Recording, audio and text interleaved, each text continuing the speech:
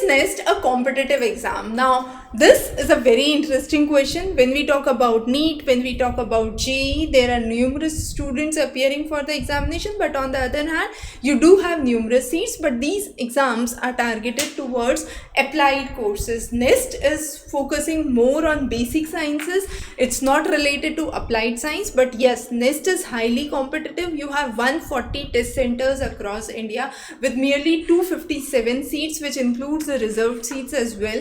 So now what is important to understand for NEST is the kind of questions which are asked in the examination. These questions are not similar to the NEET questions, which are mainly rote based, but these questions are more based on problem solving skills and problem solving capabilities. So if you are able to understand your 11th and 12th NCERT syllabus well and are able to solve difficult problems based on the prescribed syllabus, there is no reason you would find NEST as a difficult examination. Moreover, the students who are admitted through the NEST do get a scholarship of 60,000 per year and a 20,000 per year grant for internship programs. Also, if you are able to maintain good grades through your integrated MSc program, then there are chances for direct interviews in BARC, that is Bhabha Atomic Research Center, and this is through for the training schools and the training programs at BARC.